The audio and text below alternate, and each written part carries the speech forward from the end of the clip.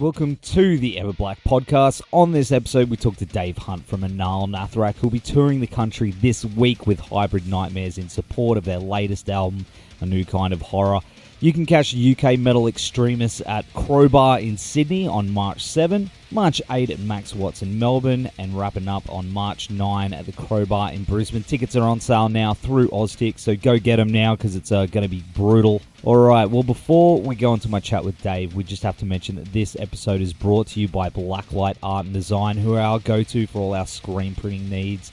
They've done all our shirts and hats for EverBlack Media, and they're just awesome guys. Go check them out at www.blacklightad.com.au.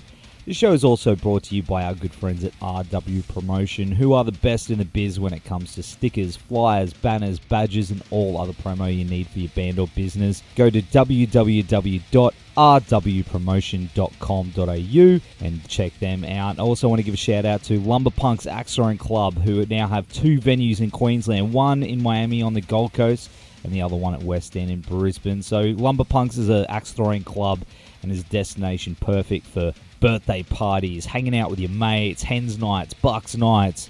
It's just a hell of a lot of fun throwing axes and listening to some metal or whatever music you're into. Each session is 1.5 hours in length and comprises of a safety induction, instruction on tactical tomahawks and hatchets, and then competitive play. Now, if you mention EverBlack in your booking notes, you're going to get 10% off your session. Now, terms and conditions do apply. What an awesome saving. So go there, book your session, take your mates, have a good time, and big thanks to Lumberpunks for swinging that our way, no pun intended. All right, here is my interview with Dave Hunt from ANAAL NATHRAKH, who will be in the country this week. Brutal, brutal band. I love them. Enjoy. Dave, thanks for joining us on the podcast, man. How's things going? All right. We're just raring to go, basically. We've been working. I mean, I presume the podcast is going out with people knowing that we're building up to some shows in Australia, as well as Japan on the way. So we just want to get going now. We're pretty much sitting here with our bags packed and just waiting for the day. Oh, that's awesome, man. Because, of course, you beat me to it. I was going to say that, no matter how many times, I've been listening to you guys for years and I can never say it properly. ANAAL NATHRAKH, is that right? NATHRAKH, I would say. NATHRAKH. But entirely up to you. I think we know who we mean, don't we? We do. Yeah. Because even down here, if you just go, ANAAL, people go, yeah, sick. People know what we're talking about. Yeah. I mean, if you mispronounced it as bog brush or something like that, then maybe there'd be some confusion, but no, it's close enough. Well, of course, you're heading down under next month with Hybrid Nightmares for the Pillage of the Nation tour, and you were here back in 2017, I believe it was. That was in Tassie for Dark Mofo. Yeah. That's I don't know if you've ever been there, but that was quite an eye opener of an experience. It was a bit of a shame to go all that way and only be able to play the one show, and obviously missing out some of the big cities in mainland Australia. But it's the way some festivals work. They have to have a certain proportion of artists performing. They have to be exclusive to the festival. It's standard for festivals, and we weren't going to miss out on the opportunity to go there just because we didn't get to play some more shows. So yeah, it's nice to be able to be going back and kind of fill in the blanks that we missed out the first time round. But yeah, that experience at Dark Mofo was ridiculous. Have you ever been to that festival? No, man, but I know dudes that literally flew. I don't know if you know how far away Brisbane from Tassie is. It's a fair way. I know dudes that literally got on planes just to see you guys. Oh, okay. Well, that's rather wonderful of them. I hope they enjoyed the rest of it because it was there was some pretty cool other stuff going on there after. So it's like if you haven't been, it's the festival takes over the whole of Hobart. Yeah. It's massive. There's things hanging on the main street where the shops are and everything. There's things hanging from the lamppost to do with it. There's a helicopter that flies over the city and broadcasts these chime noises at some time in the morning and some time of the night, and there's this crazy museum that the guy who owns the festival, I think, sort of built under this island that you get this catamaran boat to, and it's all themed around sex and death and really strange forms of art. I mean, I spoke to a guy who'd been there the other day, and he remembered the same as me. There's an artificial digestive tract set up in one room, so it's like a load of glass things and rubber tubes and strange noises, and it actually consumes food and produces excrement at the end. It's crazy. It's a real experience. It's worth trying. I've been wanting to go down for years, man. I think I've just got to do it.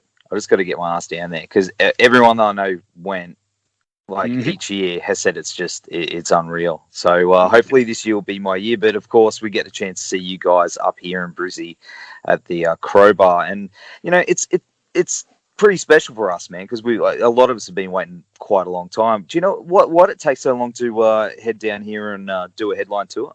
It's just one of those things. You as soon as you start out a band wanting to go and do things, obviously, but once you start to get a bit of recognition, a bit of reputation and stuff, you start to get offers for things happening. Come play a show in my town or whatever. And with the way the internet works, and as you get bigger, those offers come from better places, but they don't always work out. That's the thing. So, the really interesting places that you could go to for someone from our perspective, places like Australia or South America or Japan or whatever, it tends to be the case that they'll crop up every now and again, but it just sort of never works out. So there's been like rumours and suggestions of us touring in Australia for some years now. But it's just, this is the first time that we managed to actually nail everything down and really get it happening. If we had our way, we'd just click our fingers and be in some places straight away. But that ain't how it works. But the bottom line is, we're just pleased to be going there now. It's a tremendous thing to be able to do from our point of view. We're fairly humble, down to earth sorts of people. We're not blasé about the fact that we're getting to play on the other side of the planet, and just for making a horrific noise. So it's a big deal. We're chuffed. Of course, with your latest album, New Kind of Horror, I mean, you come down here. Is there anywhere else that's on the agenda that you're going to be hitting that you haven't hit before? Yeah. I mean, there's at least one place in Japan that we haven't been to before, but yeah, that's a big deal to us. But yes and no. The reason I'm sounding a bit weird about it is you can't announce everything as soon as it's arranged. So I can't remember what's on the list that I can actually tell you that we're doing. But the bottom line is, if you get to go somewhere new, it's a privilege and a pleasure. So we're always happy to do that, and the more the merrier.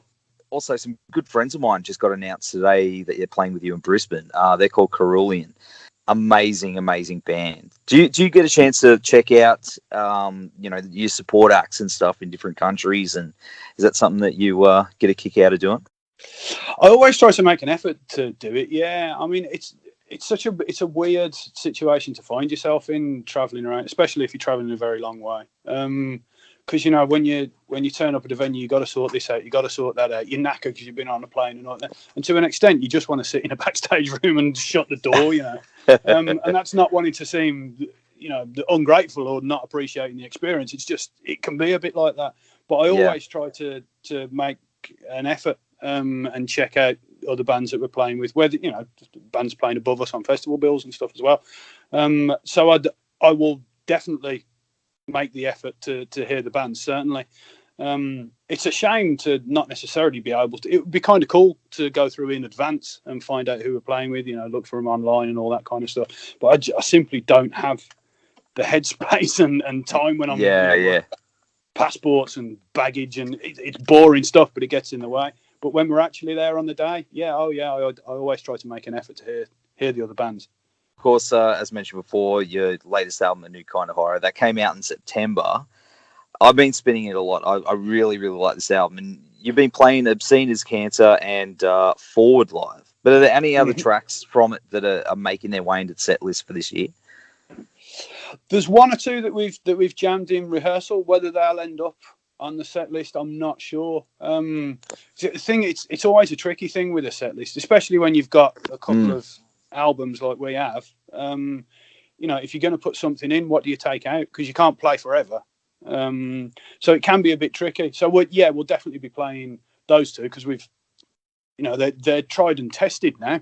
It's not like we've been touring on them for years, but you know, we've given them a run out a few times, and they can work really well live. We're really happy with them, with the way it feels to play them, and how they've gone down. So yeah, they'll both likely make an appearance. But other than that, we do try to give a pretty good cross section, play some older tracks, you know, because it tends to be the case. I don't know if you find it, but it tends to be the case that what people think is unassailably the finest thing that any given band did is usually the first album that they heard by that band. Yes. It's very often the case anyway. I mean, it's not universal across the board, but there's a strong tendency in that direction. So people who come to a show that we play, some of them will want something from the band, from the album that they heard first.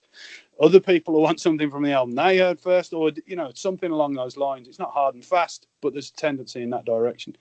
And you can't make everyone happy at the same time as making yourself satisfied with what you've done, unless you were to play for a stupid amount of time. So it is a bit tricky. But as a result, yeah, we have a fair cross section. So there'll be some new stuff, but there'll be some, I don't know if you'd use the word classics, but there'll be some older stuff in there too. Well, because I believe this year's 20 years for you guys. Am I right? Apparently. Anniversary? Yeah. Apparently. Or was that last year? Was it? No, it was 99? 99. Yeah, I'd put it at early 99 that we started. So, yeah. But, I mean, if we didn't do interviews with people that pointed it out like you just did, we wouldn't know that kind of thing. We're a bit shit with that kind of stuff. It's just not, it's not how we think about it. We're not really interested in what we've done in terms of a career. We're interested in what we're doing now and what we're doing next, and that kind of thing. It's all still fresh to us. It's not the kind of thing we reflect back on. So yeah, 20 years, I wouldn't have known that, but yeah, that's kind of cool, I suppose. Oh, definitely cool, man. I mean, that's something most bands don't even last 10 years, dude, especially these days. And you guys have just done so much, and it really is unreal. You know, you've got this massive following, and it's something to have a beer to. That's sure. And in regards to that, I mean, you and Mick's working relationship now compared to when you started, how would you describe that? It's pretty much identical. Still, we're basically excited teenagers when we're making music. Still, I think we're probably better at doing it. I would have thought. You know, you learn things along the way, but our attitude towards it and the way we relate to one another about it, it's probably a bit weird if someone from the outside were to walk in while we're working together in a studio, because they probably wouldn't understand a word we said. We tend to talk in, you know, references or onomatopoeic sort of noises and stuff like that, but that's just because, you know, we're pretty much on the same page and we don't need to elaborate on things, and we've been doing it together for a while, so it just, you know, it's like second nature.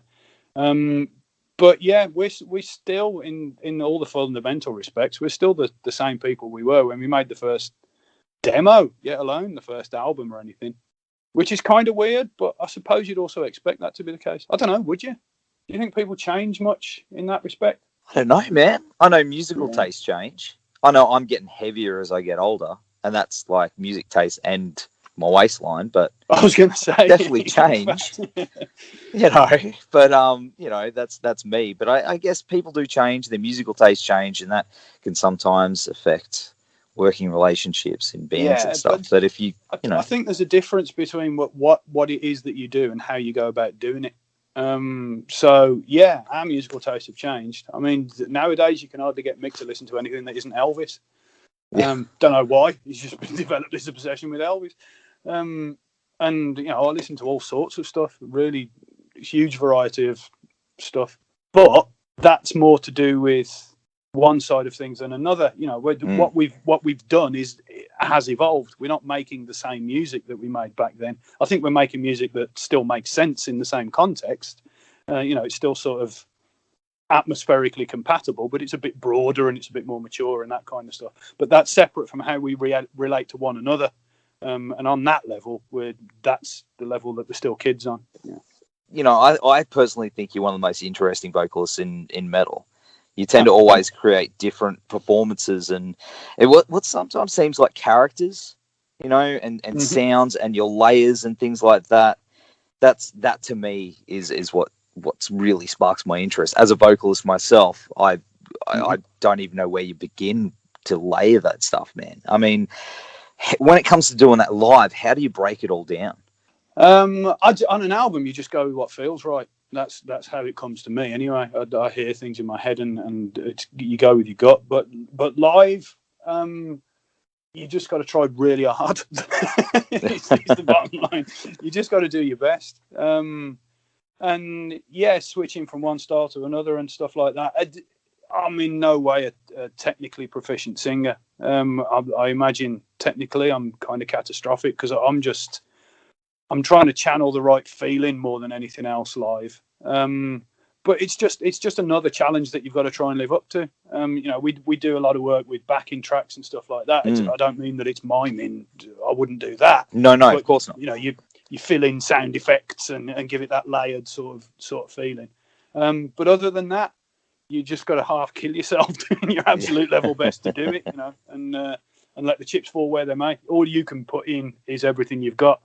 It's interesting.